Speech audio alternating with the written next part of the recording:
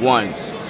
What up, YouTube? Asian Persuasion here with my boy Slim, and here with my boy J-Fed, your Yu-Gi-Oh channel. And we're here at YCS Orlando with my boy Miles. How was your tournament experience? What deck did you play, brother? I played Malice today. That's gonna be hella loud all the time. Yeah. I played Malice today. I got 6th place after Swiss, which is a good accomplishment.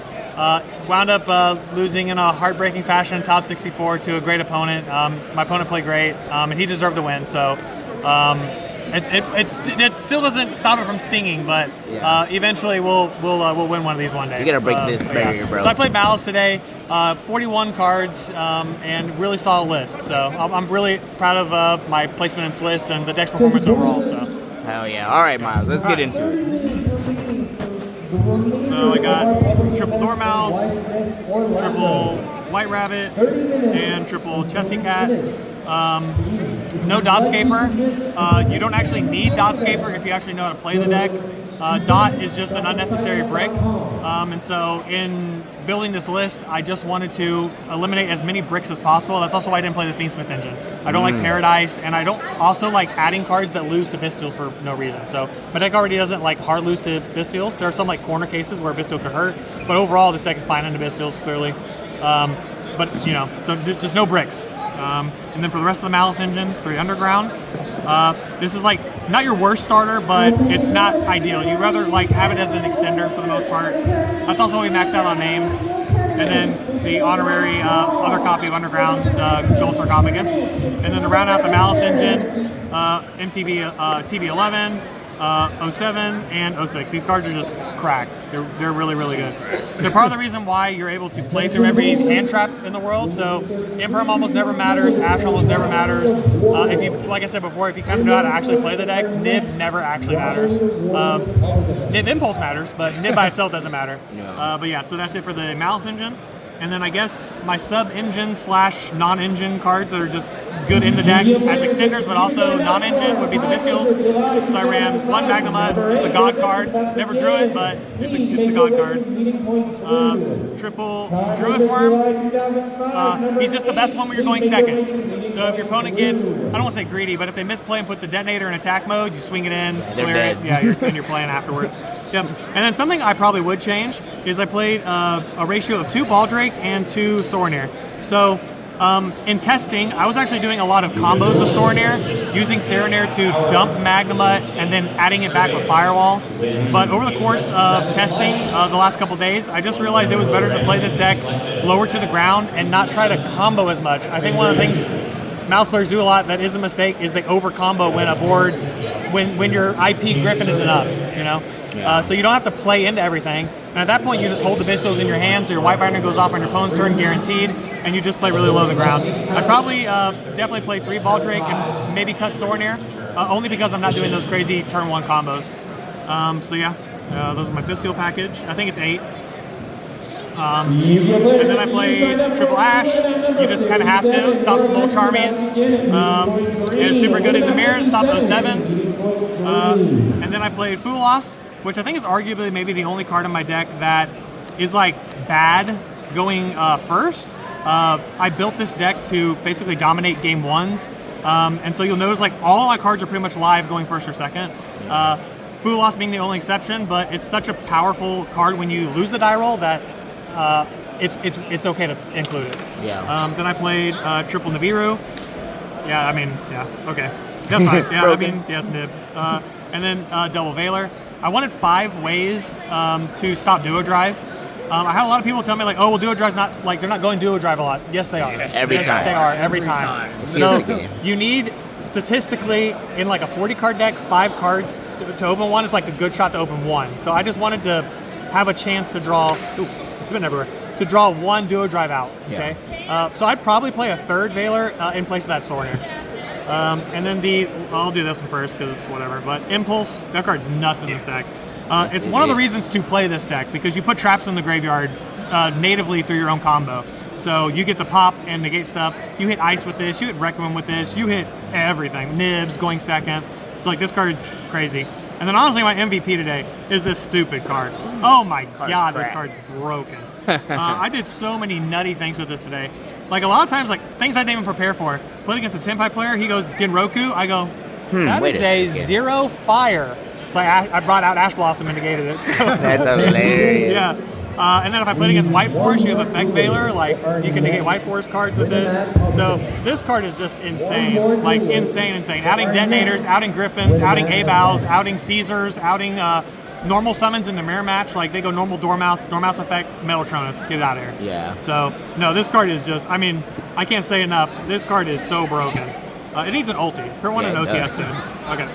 And then you guys want extra or side next? We can do extras first. Okay, extra first? Yeah. Cool. So for the Link, well, this is not Link. Play a Detonator. That's for this card. Yeah. So I never made him. Really? Chris? Yeah. Never hard had a chance, made huh? Yeah. Link Revo. Thought about cutting this card for Dark, but ultimately I decided this was more important because there is a combo you can do in the mirror if you open really broken, where you make this first to play around Impulse. Like you can normal Dormouse, don't use the effect, to link it off for this, and then Bystial the Dormouse out so they can't Impulse. So I decided this was still good, and then even into a Malice board, you can make it to turn off 07, 06, or whatever, because a lot of times they're not expecting you to just go normal and then not use effects and then turn them into Lingrio, so you can catch your opponents off guard with it. So I ultimately decided it was still worth playing. Then Link Decoder, just straight up combo piece. Lizardos, yep, another combo piece. Splash Mage, I made this card exactly one time today, and I hate this card. It's like the worst extender in the deck. IP, I made this like every single round pretty much. Yeah, this card's just incredible in this deck. I usually, my preferred inboard is just IP with Griffin pointing to it. It plays around everything, because you can make A-Bow off it, you can make SP off it, you can just do whatever you want. I played this. It did come up just to make A-Bow, basically. I outed a Zeus with it one time, so randomly, but yeah. Also, if anyone was siding Chaos Hunter, I have a card in the extra deck that can out Chaos Hunter. So I mean that didn't come up because there weren't any salty people who were running Chaos Hunter against me. So yep. No. Okay. And then this card. So another inboard I really like going for is just Griffin with SP attached to it, because what you wind up doing, and obviously spoiler, but I'm playing Griffin. I know, big spoiler. Big spoiler. But yeah, so like one of my favorite inboards is just these two together. This one in the middle, this one right here. Even against Rise or whatever, all you do is go SP, dodge this off the board until the end phase, and then it comes back and turns off their Mitsu board. So like, yeah, it's really stupid. And it's ignorant because you're going to survive. You have a bunch of Bystials and 06 bringing bodies back, so like this turning off their board during the end phase is insane. And then I'll just show you, I'm playing Griffin. Yeah, facts. And then for the Link 3s, Red Ransom, if you are making Red Ransom first, you're playing the deck incorrectly. You should always go White Binder first. I made Red Ransom, and this is no joke, a total of twice today. That's great. Yes, I made it 2 times. So I do not make this card. You don't need it. It's like a follow-up. It's a follow-up Malice in very specific game states. That's all it is. So I almost never make this thing. Cryptor, this card is crazy. Yeah, it's hella crazy. You want some goo? What's goo? This is goo. I learned this before the tournament, so someone had to tell me this too, because I didn't even think about it.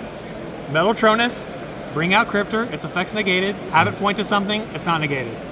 Oh, that's nasty. Yeah. So what? It's a condition, so you can still resolve it under Metaltronus. Yeah, that came up several times, so that's insane. That is actually It's crazy. just another point for Metaltronus in this deck. So, and then White Binder, that's the best card ever printed. Oh my god, Yeah, that card's card. well, Banish next to Natasha. Okay. Yeah.